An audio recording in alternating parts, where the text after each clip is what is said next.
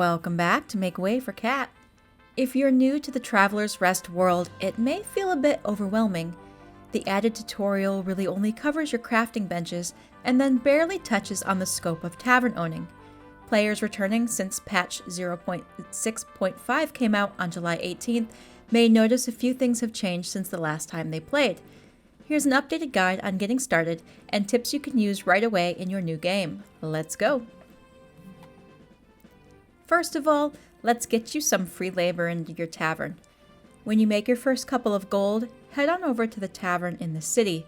You'll want to purchase the magic broom from Amos. Place this broom in your tavern to automatically clean up floor spills. That's one less chore to juggle as you serve your customers. As soon as you can, you will want to make several buckets.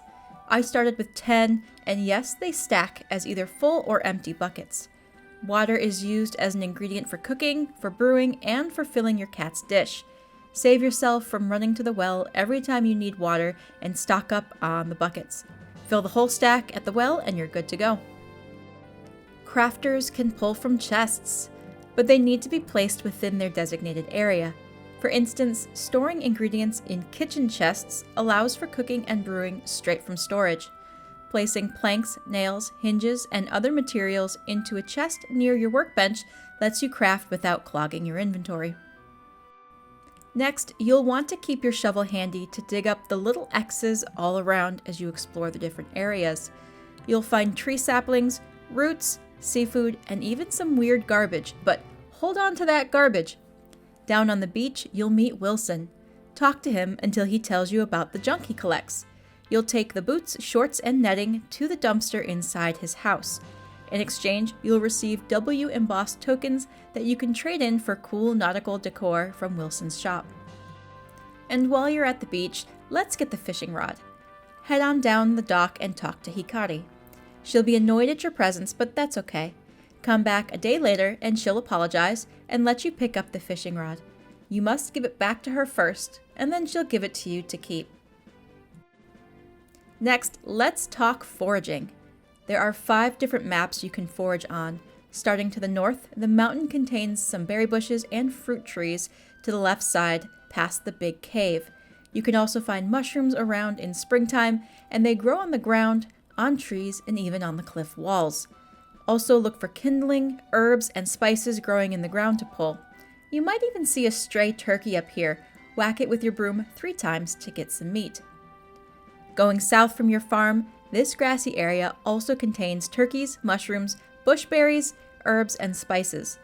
There's a sneaky little forest clearing to the right with mushrooms and kindling. Be sure to check this area on Wednesday nights. I won't reveal in this video what you may find. To the left of the grassy area is the ranch.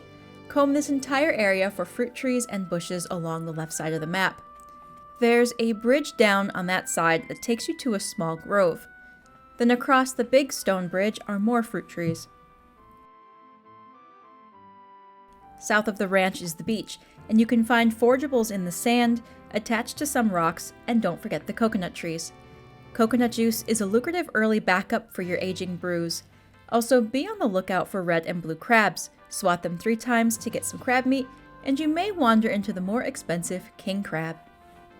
There's one more area I didn't cover above because it's for one fruit tree and it's a hidden path to get to. Shout out to fellow streamer Kotzy Day for showing me this one. You'll want to start at Bob's house and head southwest until you find a patch of grass. Then follow the grass around into the trees and upward. Boom, tree obtained. If you're a returning player, you may notice the skill tree has been completely redone. It used to be like Graveyard Keeper, where points are obtained through activities, but that's not the case anymore. Skill points are earned at each level, and the trees are redesigned specifically for skills. Recipes and blueprints are no longer earned here. Blueprints are bought from the sawmill and the blacksmith, and recipes are purchased through the cave in the mountain. While skills are generally chosen tailored to playstyles, I highly recommend the 2 for fuel, reducing usage by 5% and then double the fuel energy generated by Kindle. Fuel is always needed, so getting that to stretch is so helpful. Make sure you're planting wheat and brown hops continually in early game. I found myself running out of both frequently because I didn't plant enough. You can also use the wheat for bread, you just need to pick up the grinder from the city tavern keep, Amos. Once you can purchase the brewing barrel from Amos, or the blueprints for the brewing barrel from the sawmill and craft one, you'll be able to process grapes with wine yeast to make wine. Grapes don't have to be replanted and can keep producing into summer. And while we're talking about shopping in the city, note that the tavern opens at 8 a.m., but other shops open at 9, and all shops are closed on Sundays. And really quick on the blueprints, there is a subtle difference between objects that are the blueprints and objects that are the objects themselves. You're looking for a white piece of paper background, and if it has the border, it's the object themselves.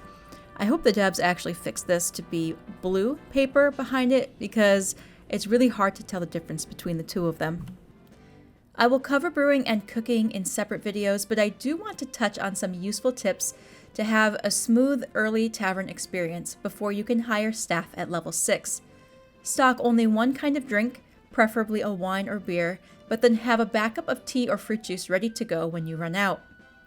Fill the tray with 5 drinks at a time. You can clean and serve customers with a full tray, and it's easier to carry them than to keep running back and forth from the bar. After the initial rush, you can take a breather to clean tables. You do not need to wait for a table to look soiled before cleaning it. If you wipe tables when you have a spare minute, you'll save yourself the headache of rushing to clean filthy tables when customers call it out. And while the tutorial made it seem like whenever the tavern gets cold you'll need to light the fire, it's not random. Every night at 8 p.m. or 2000, you'll light the fire. If you light it too early, the tavern will be too hot, and you can also put the fire out before you go to bed. This will save you fuel from burning out all night, and once you open the inn portion of your tavern at a later level, that won't be the case, but early game you should. So those are my 10 early game tips for getting started in Traveler's Rest after the story and city update. Let me know which tip you find the most helpful, and any tips I may have missed in the comments below. Thank you so much for watching, and I will see you in the next one.